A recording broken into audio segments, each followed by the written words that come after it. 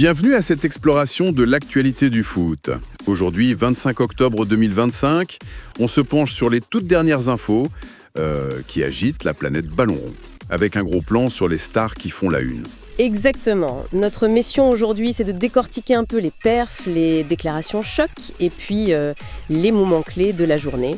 On s'appuie sur une revue de presse assez fournie. Et évidemment, le classico espagnol de ce soir est au centre de tout ça. Ah oui, Real-Barça, c'est le grand morceau. Et puis, il y a eu les matchs de Ligue 1 aussi. Alors, on attaque direct, sans plus attendre, par ce choc monumental au Santiago Bernabéu. Real Madrid contre FC Barcelone. Forcément, côté Real, tous les regards sont sur Kylian Mbappé. Comment il aborde ce classico, lui? Écoute, sa préparation est hyper suivie, c'est sûr. On sait que Xabi Alonso, son ancien coach à Leverkusen, a eu des mots assez forts pour lui récemment. Ah oui, ouais. Oui, il a souligné son rôle absolument clé, déterminant même dans la course au titre en Liga cette saison. Pour Alonso, Mbappé, c'est celui qui fait basculer les grands matchs et celui-là. C'est l'exemple parfait. Voilà, l'attente est énorme autour de lui. Et puis il y a cette petite histoire qui a mis le feu chez les supporters. Mbappé a raconté avoir reçu un message personnel de Zinedine Zidane, excusez du peu. Ah oui, quand même. Zidane qui l'appelle le futur ballon d'or. Franchement, meilleure motivation avant d'affronter le Barça, difficile à imaginer, non? C'est une charge symbolique immense, c'est clair. Venant de Zizou, légende absolue du Real, du foot français, juste avant un classico, c'est pas anodin du tout.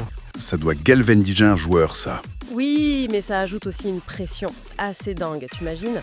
Comment tu gères ça, cette attente, cette espèce de prophétie d'une icône pareille au moment d'entrer sur la pelouse pour ce match-là?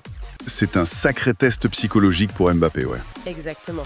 En face, côté Barça, la réponse, elle est venue d'une autre étoile, mais beaucoup plus jeune, Lamine Yamal, 17 ans seulement. Et il manque pas de confiance, le garçon. C'est le moins qu'on puisse dire. Sa déclaration hier, elle a fait du bruit. Ah ça oui, hein. Il a promis de, je cite, rendre le classico inoubliable pour les fans du Barça. C'est audacieux, quand même, presque un peu effronté pour un gamin face à un tel monument. À 17 ans, dire ça avant l'aller au Bernabéu, chapeau. On a hâte de voir comment sa technique, son insouciance vont se frotter à l'expérience de la défense madrilène. Ça promet un duel fascinant, un choc de génération, de style. Qu'est-ce que ça dit de sa personnalité au fond, cette sortie-ci, au-delà de la confiance? Ça montre une forme de leadership assez précoce et puis une conscience de son talent qui est assez rare à cet âge. Il a l'air imperméable à la pression, ou en tout cas, il la transforme en énergie positive, quoi. C'est ce qui fait les grands? C'est ça. Maintenant, faut confirmer sur le terrain. Le Bernabéu, il en a vu d'autres, des jeunes talents prometteurs qui se sont un peu cassés les dents sur ce match si spécial. C'est sûr. Mais bon, la menace côté Real, c'est pas que Mbappé. Il y a un autre joueur qui est toujours très attendu dans ces matchs électriques, Vinicius Junior. Il a l'air déjà bien en jambes cette saison. Ah oui, 5 buts en Liga déjà. Il confirme sa régularité. Et puis, comme d'habitude, avant les grands matchs, il sait comment mettre un peu d'huile sur le feu. Ah oui, la fameuse vidéo sur les réseaux sociaux, où il mime une célébration devant des supporters catalans. C'est du Vinicius classique avant un classico, ça. Exactement. C'est juste de la provoque où il y a une stratégie derrière pour déstabiliser un peu? C'est sûrement un mélange des deux, tu vois. Il y a une part de jeu, il assume son rôle de méchant pour les supporters adverses, ça a l'air de le mourir même. Mais c'est aussi une façon de marquer son territoire psychologiquement, de montrer qu'il a peur de personne, qu'il est prêt au combat.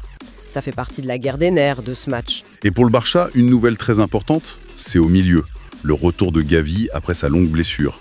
On a vu son impact direct sur le dernier match. Ah oui, absolument. Sa passe décisive, ça a montré qu'il retrouvait vite ses marques. Et Hansi Flick, son coach, il n'arrête pas de dire du bien de lui. Il l'appelle le cœur battant de l'équipe. C'est fort.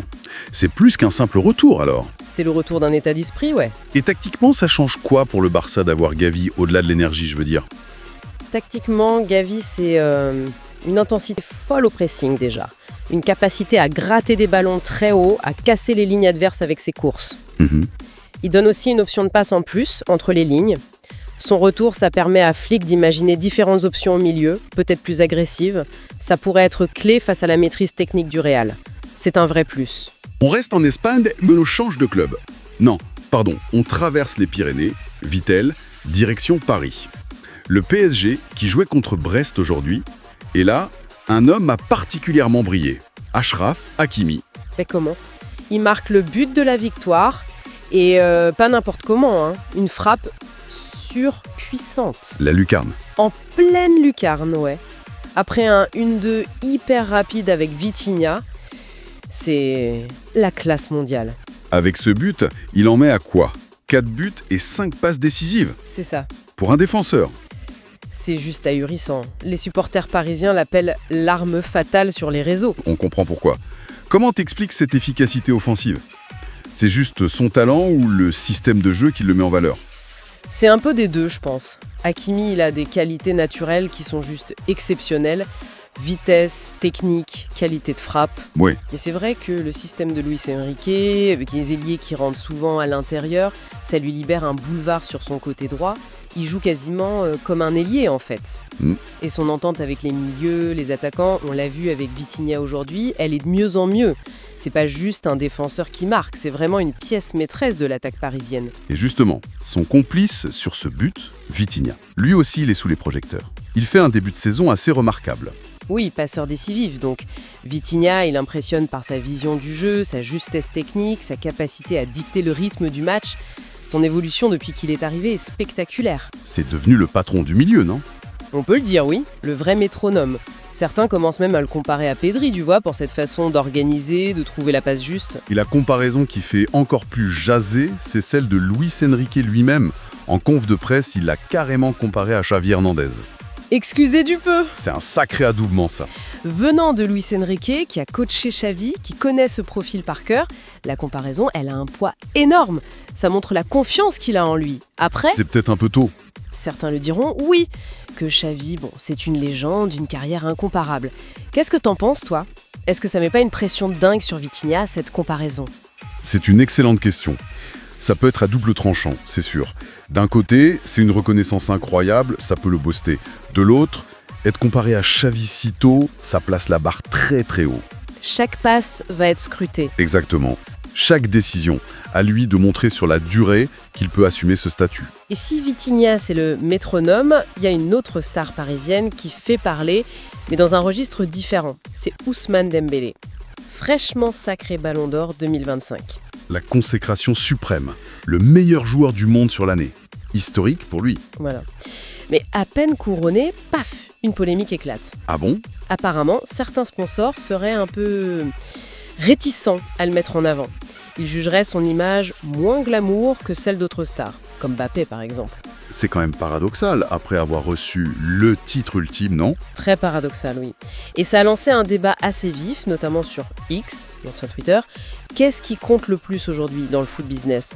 La performance pure, symbolisée par le Ballon d'Or, ou la bankabilité, l'image marketing du joueur? Mais comment on explique cette réticence des sponsors? C'est lié à ses anciennes blessures, à une com peut-être moins lisse? C'est sûrement complexe. Il y a peut-être une perception qui traîne, liée à ses débuts de carrière, les blessures, quelques épisodes extrasportifs. Même s'il est au sommet sportivement, son image publique a peut-être pas encore totalement rattrapé son statut actuel. Ça pose des questions intéressantes sur la construction de l'image d'une superstar aujourd'hui. Exactement. Est-ce que le talent brut suffit encore face aux stratégies marketing hyper léchées d'autres joueurs? C'est une facette du foot moderne, ça. Allez, on quitte la France, petit tour d'Europe. Direction l'Angleterre, Liverpool. C'est l'anniversaire de Dominique Szoboszlai, aujourd'hui, 25 ans. Et quel meilleur cadeau que d'être en pleine bourre. Il fait une saison phénoménale en Première Ligue. Il s'est imposé comme un pilier du milieu des Reds. Technique, vision du jeu et cette frappe de balle. Redoutable. Son adaptation a été hyper rapide. Quasi immédiate, oui. Et pour marquer le coup, il a mis un coup franc somptueux au dernier match. La presse anglaise parlait de missile. La vidéo a fait le tour du web. Beau cadeau d'anniversaire qu'il s'est fait, c'est sûr. Ça montre sa confiance du moment. Quel impact il a sur le jeu de Liverpool, lui? Il apporte une créativité en plus et cette menace constante de loin. Sa capacité à casser les lignes par la passe ou le dribble et sa qualité sur coup de pied arrêté. Ça donne de nouvelles options à Liverpool. Il fluidifie le jeu. L'équipe est moins dépendante des exploits des attaquants, peut-être. C'est un vrai plus, ouais. Carrément. On revient en France. À Marseille, Sofiane Ounahi semble retrouver toutes ses sensations après une période un peu plus compliquée. Oui, c'est une super nouvelle pour l'OM et pour lui surtout. Il enchaîne les bonnes perfs, les buts importants, que ce soit en Ligue 1 ou avec le Maroc. Il confirme le potentiel qu'on lui connaissait. Son style de jeu, très technique, basé sur la possession, certains disent à l'espagnol, ça continue de faire un peu débat sur son adaptation parfaite à la Ligue 1, jugée plus directe. Mais bon, les stats et l'influence sont là maintenant. Ce débat sur le style, il est intéressant. Est-ce que la Ligue 1 demande forcément un jeu plus vertical, plus physique ? Unai y prouve qu'un joueur avec ses qualités peut s'imposer et être décisif. Mais l'info la plus marquante le concernant, c'est la déclat de son sélectionneur, Walid Regragui. Ah oui, la fameuse comparaison. Regragui qui le qualifie de futur Modric du Maghreb. C'est extrêmement fort comme compliment. Ouais, c'est pas rien. Qu'est-ce que ça veut dire vraiment, au-delà de l'éloge ? C'est une comparaison qui veut souligner son élégance balle au pied, sa vision du jeu, sa capacité à orienter, à sortir du pressing avec une facilité déconcertante. Des qualités qui rappellent Modric, c'est vrai. C'est une façon de dire qu'il a le potentiel pour devenir un joueur de classe mondiale, un leader technique. Bon, évidemment, ça met une certaine pression. C'est clair. Mais ça montre surtout l'estime énorme dans laquelle Regragui le tient. Impossible de faire un tour d'horizon des stars sans parler du cyborg, Erling Haaland, à Manchester City. La machine à but norvégienne, elle ralentit jamais en fait. Jamais. Les chiffres sont incroyables. Ça donne le vertige. 21 buts en 12 matchs seulement. Toutes compétitions confondues cette saison. Il vient encore de mettre un triplé contre Tottenham. C'est ça. C'est presque irréel. Pep Guardiola lui-même a dit qu'à ce rythme, il pourrait exploser le record historique de buts sur une saison en Première Ligue. La question, c'est plus s'il va marquer, mais combien par match ? Certains commencent déjà le débat. Est-ce qu'il peut, à terme, dépasser les records fous de Messi et Ronaldo ? C'est la grande interrogation. Est-ce que ce rythme est tenable sur toute une saison, année après année ? Physiquement, son jeu est très exigeant, les défenses s'adaptent. Même si, pour l'instant, elle ne trouve pas trop la solution.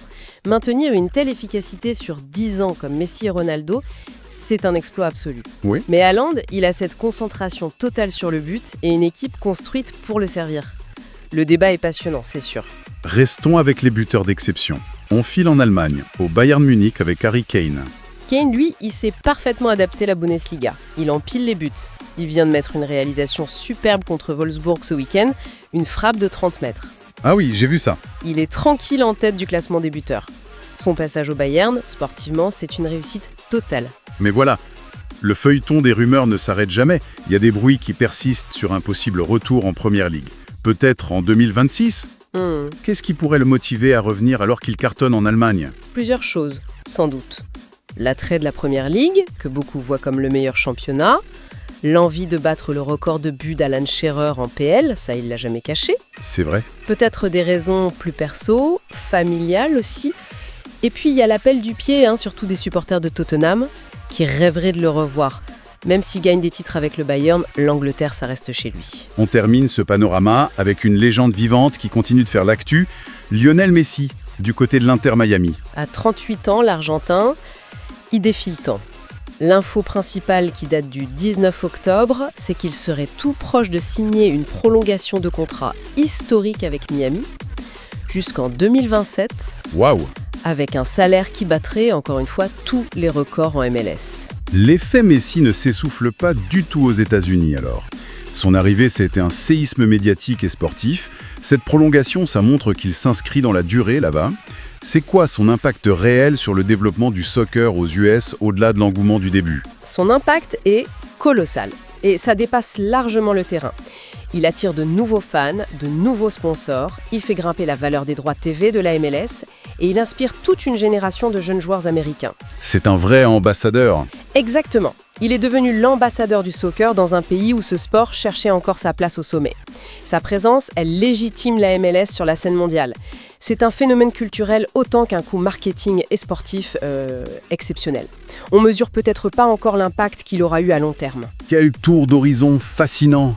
Entre la tension électrique qui monte avant le classico de ce soir, ce duel Mbappé-Yamal qui s'annonce, la forme éblouissante du PSG avec Hakimi décisif et Vitinha comparé à Xavi, les records dingues de Haaland.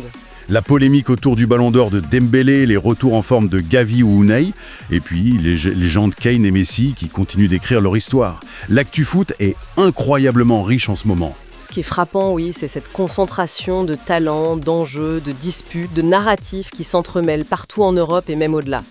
Suivre ces stars, c'est pas juste regarder des stats. Non, c'est sûr. C'est comprendre les dynamiques des grands championnats, c'est voir comment des individualités hors normes façonnent le destin des équipes, comment une déclat, un but, une rumeur peut enflammer des millions de fans. On voit bien comment chaque histoire individuelle résonne sur l'ensemble du foot mondial. Voilà qui conclut notre analyse approfondie du jour. Merci d'avoir partagé ces réflexions footballistiques avec nous. Et peut-être pour prolonger la réflexion, on a parlé de ballon d'or, de stats folles, de comparaisons prestigieuses, de contrats records.